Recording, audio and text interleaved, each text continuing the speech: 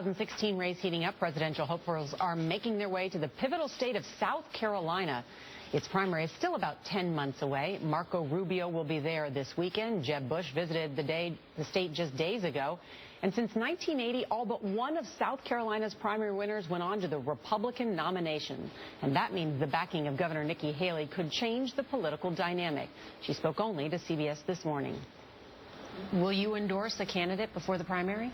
I did last time, and so I haven't necessarily decided this time, but I'm not ruling it out. If I want to fight for it, I'll definitely get out there. 4 years ago, Nikki Haley was dubbed the new face of the Republican Party, the first female minority governor in the South and the youngest in the nation. Today, she stands poised to narrow the field of GOP hopefuls. You expect to see a lot of Republican candidates here in South Carolina in the next couple of months? I know that we will have a lot, and we will welcome them. Haley has strong ties to all the GOP governors thinking about jumping in. But ever the politician was careful not to choose sides just yet.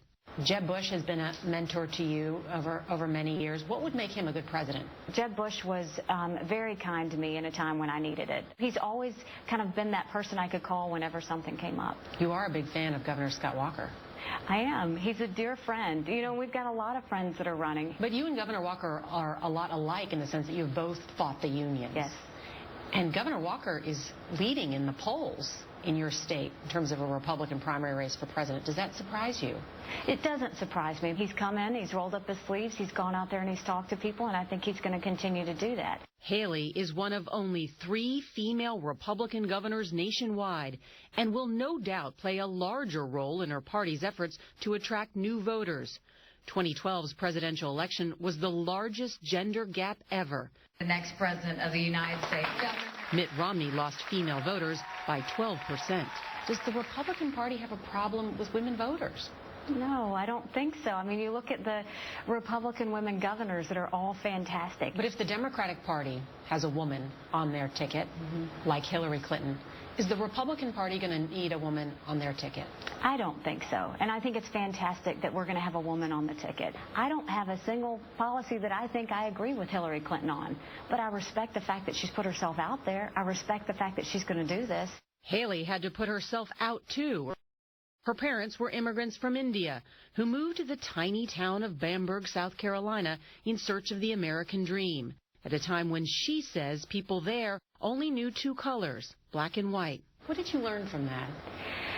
That people categorize people very quickly, and labels meant something. And I always grew up not wanting to be a label. And so very quickly it was about proving. And I learned that it's not what you say, it's what you do. And results can change all labels. It's that ability to work through differences that served Haley well last month, when a white police officer shot and killed an unarmed black man in North Charleston. I want to ask you about the issue of race and police, because you've seen what's happening in Baltimore, and the issue of Walter Scott here in South Carolina. What is going on? The difference between South Carolina and the difference between what is happening in Baltimore is it was all hands on deck. It was transparency and communication. There's always going to be someone that disappoints us. But what we can do is how we respond to it.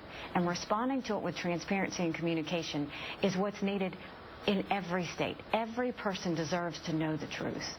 Now, 43 years old and a 2-term governor presiding over one of the fastest growing states, Haley's proud that her whole life has been about defying expectations. You say being an underdog is the best thing that ever happened to you.